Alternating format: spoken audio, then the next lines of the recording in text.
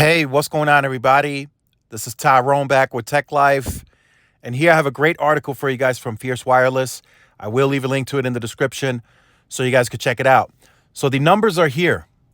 Verizon's customer loyalty score leads the fixed wireless access pack.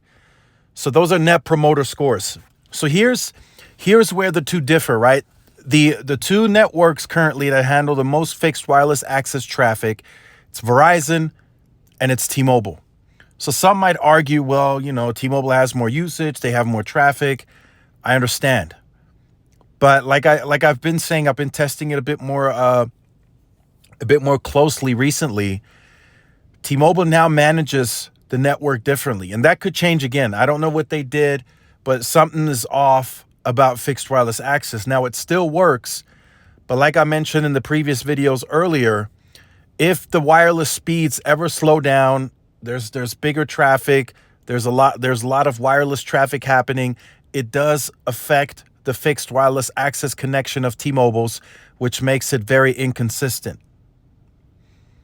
Verizon's fixed wireless access on the priority side is in line with wireless.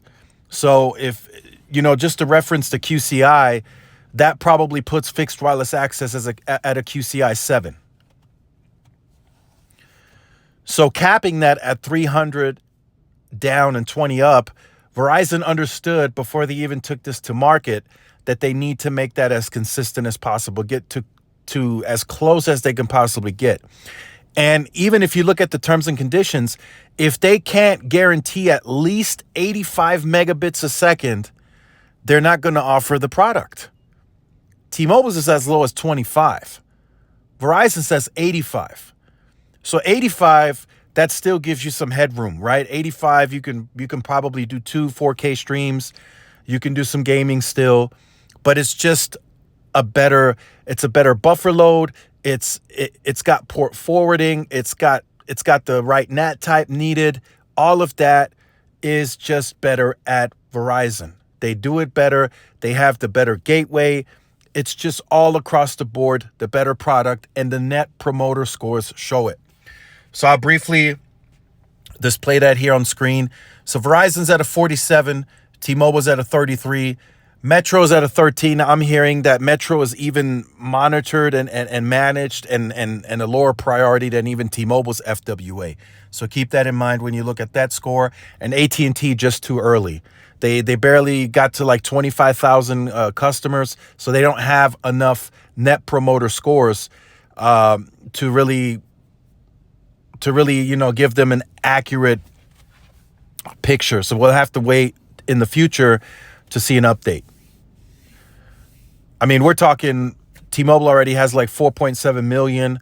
Verizon has like over 2 million, like 2.1. So their net promoter scores, they have a lot more of those customers to do them. So it shows right here.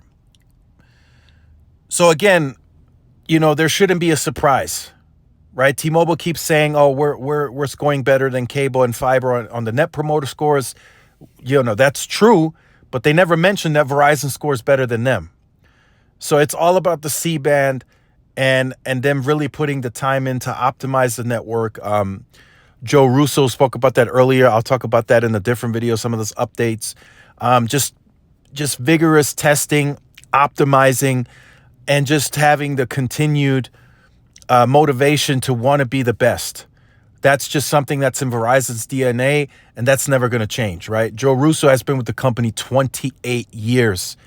So that's all he knows. He knows network excellence. So he's really pushing that. He might be the right guy right now in charge of the network to take the network to the next level. It's already been good, but he wants to take that to a whole nother level. And he disclosed that in the conference earlier today. So net promoter scores clearly in Verizon's favor. They're already ahead, and I think they just widen that gap.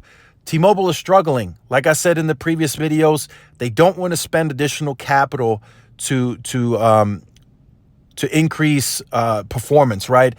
If the demand is heavy and speeds are slow, they're not going to spend capital for one to offload, as I mentioned in the previous video, and they're not going to spend additional capital to create more slots.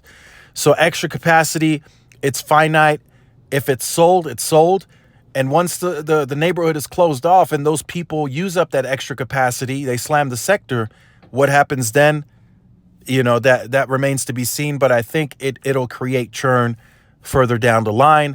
Verizon, complete opposite. They're spending capital. They're willing to spend more capital. They're willing to push. They're willing to do sell splits, and it shows in the net promoter scores. So make sure you guys stay tuned for more. Like, share, subscribe, follow the social media outlets. I'll see y'all in the next one. Peace.